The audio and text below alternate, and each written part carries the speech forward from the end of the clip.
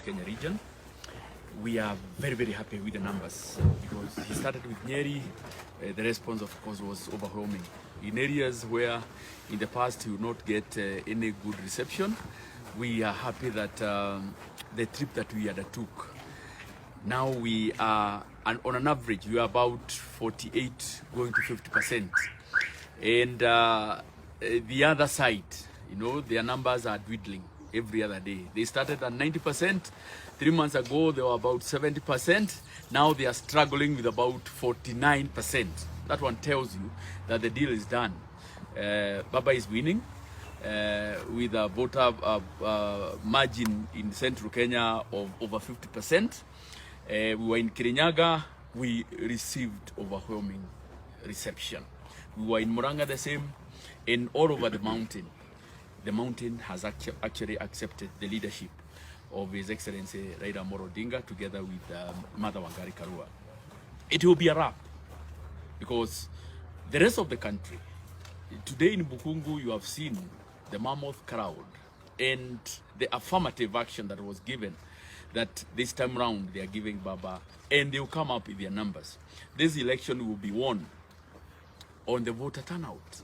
So we are beseeching the traditional voting blocks of Baba, that is the Western Province, the Nyanza, the Coast, Nairobi, the Northeastern, the Eastern, and now us in Central. We are going to move out in our numbers and make sure that Baba clinches the presidency, because we believe that he is a better candidate than the other offers that have been given. And one of the issues that is dear to us as Kenyans is a person who is going to fight corruption, not just by word of mouth, but deeds. And he has demonstrated in the past that he has fought corruption. He is also supported very closely by Mother Karua, who has been Justice Minister and also designated as a Justice Minister in the Baba's government, that we will be able to fight corruption and misuse of public resources. As a chairman of budget, I can tell you that unless we stop corruption, unless we stop the wastage of public resources by public officers, all these other promises that the presidential candidates are giving are not going to be met. Because how are they going to be funded? They are only going to be funded if we stop corruption, that money to be directed to those programs, and if we reduce the wastages that we have in government. We have seen in the past, even the current cabinet ministers, a cabinet minister with a fleet of 5 vehicles, at his disposal. Honestly, there is no way we are going to save for our future.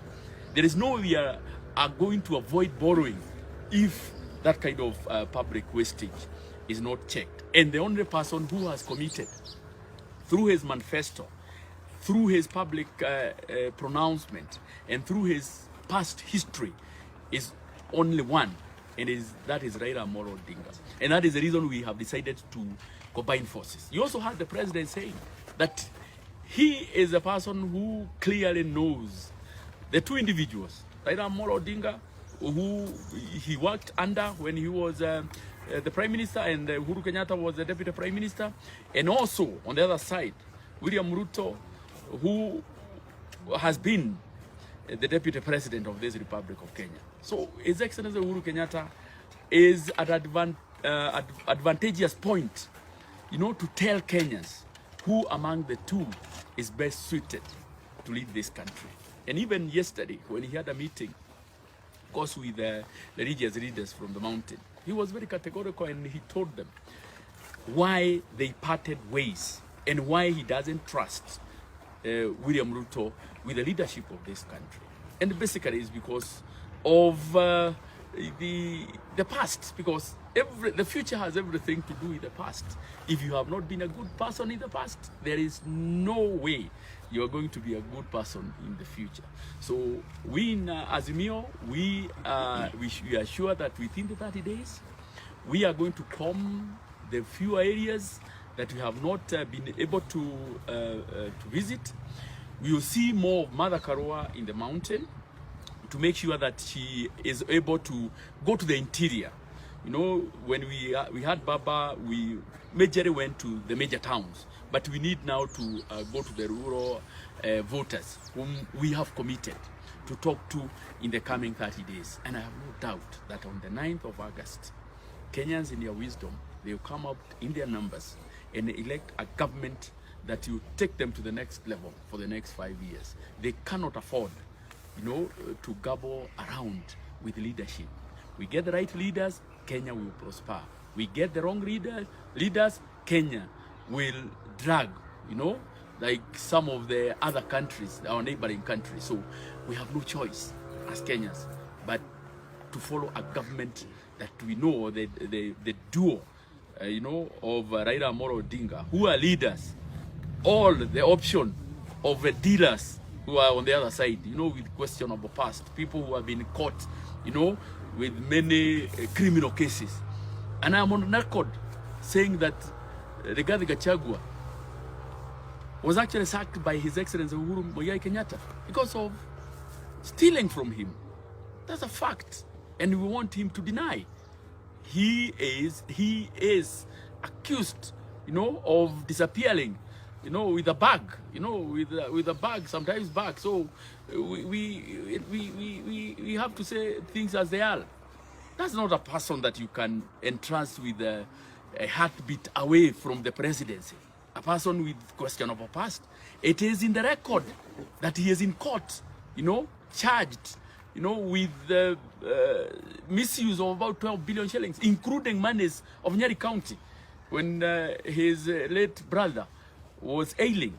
You know, that's not a person that can be entrusted with the leadership of this country. So the Kenyans have an option, a very easy option, of electing leaders who are led by Raila Amolo Odinga and Martha Karua, or electing dealers who are on the other side. And the difference is like day and night. Sawa. Si nimemaliza hiyo ya siasa. Twende hii ingine. Tuna ingine. Yeah, today we personally I feel very disappointed with our judicial process, because yesterday I was called by one of my personal assistants, and he informed me that there were police officers at his home, and he was actually literally removed from his home in Moiga, taken to Nyeri police station, and in a flash of a second, he was barreled into a police Land Rover, you know, handcuffed and taken to court. And within 20 minutes, you know, a judge had already pronounced himself, you know, to put him in until Wednesday. Two things have come in question. One, who ordered for the arrest of my PA? What are the accusations? Because up to this point, my PA has not recorded any statement. He is now incarcerated here in Kingongo as a criminal, a person who has never, you know, been involved in any criminal activity. But more importantly, we have now seen a dysfunctioning DPP system, whereby we have now seen in the charge sheet, the DPP or his officers have actually drawn the charge sheet and taken it to court. Ordinarily, it should be the investigating officers who investigate a case, have the statements, and then arrests are made. But now, you do arrest, you know, take a very innocent person on a Friday, put him in, and then the judge casually says that he can be brought to court on Wednesday. We are not taking it lying down, because we know that our competitors have already sensed defeat. And there is no question about it, because Kenyans have made a decision that it is season 3 that is unstoppable. There is no question about it. And one of my competitors is now bragging and boasting that since they are unable to handle me, they are now going to deal with my supporters. We want to tell the police, kindly, don't engage yourself in politics. You are supposed to be impartial. The DPP And I'm now putting it to you, Haji. We thought that you are not partisan, but from the activities of yesterday, it becomes very clear that now you are playing partisan politics. And we are going to expose you because on Tuesday, we are going to court. We want to know how DPP can draft, you know, a charge sheet without any investigation, take a person to court, and then the judge pronounces himself on a particular case, and the judge even closes the courts. Because yesterday, interesting enough, after my PA was taken to Kingongo, the Nyeri courts were closed, all of them, so that they deny us an opportunity to appeal. Anyway, I have checked on my person. He is okay. He is still in Kingongo here, a very innocent person, but he is now being persecuted. But what is also more interesting is that in the evening, 2 of my supporters again were arrested in Narumoro and taken to Narumoro police station. It's only that I intervened. They were to spend the entire weekend in Narumoro on, you know, no charges at all. And you wonder yourself, are we becoming a banana republic where officers can just wake up in the morning and instructions of a particular politician and arrest, incarcerate innocent people without a due process? I think there is a huge problem. So for me on Tuesday, one, I'm writing a formal complaint to the Judicial Service Commission in regard to this particular magistrate who came purposely to put in my PA and then he left. That one, we are not taking it lying down. The second issue is on the issue of DPP. DPP, you are now usurping other people's powers because the issue to do with investigation and prosecuting, and especially the issue of investigating, it is with another arm of government, and that is the DCI. If it's a criminal case, it is investigated by the criminal department. But this one, it seems as if there was some well choreographed, you know, operation where some officers were instructed to go and arrest my PA, take him to court, and within 30 minutes, you know, my PA is in cell. It reminds us of the days of Moi, where you will be taken at night, you know, you are detained without trial. Because basically, what my PA is going through today is detention without trial. On Monday's holiday, you know, he will still spend the entire, you know, weekend and Monday and Tuesday. So this is, to you, the DPP, you have to stick to your lane.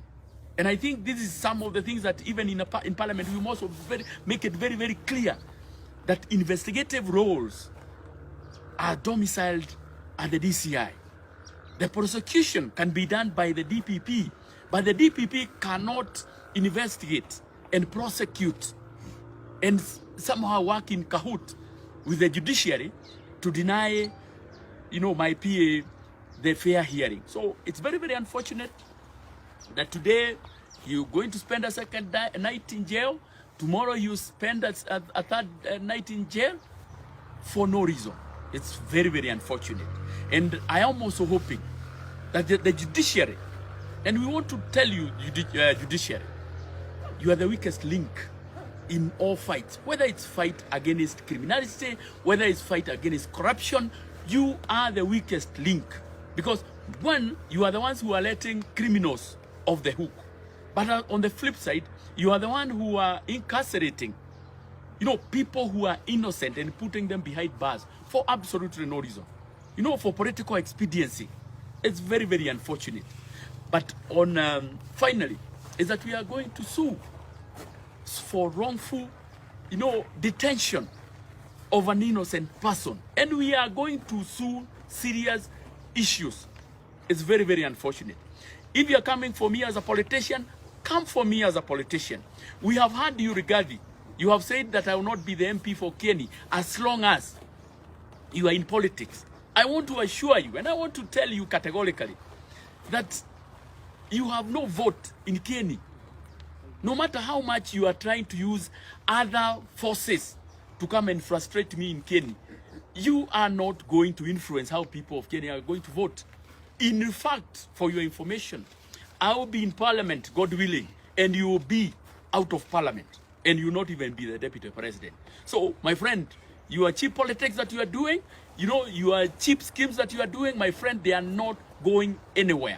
It is, we want to make it as clear as that, because we know that there are schemes, you know, being done left, right, and center to try and interfere with the elections of Kenya and also Nyeri, because they have realized that they are on a losing streak. And we are going to make sure that even on the presidential vote, you know, we are now almost at par.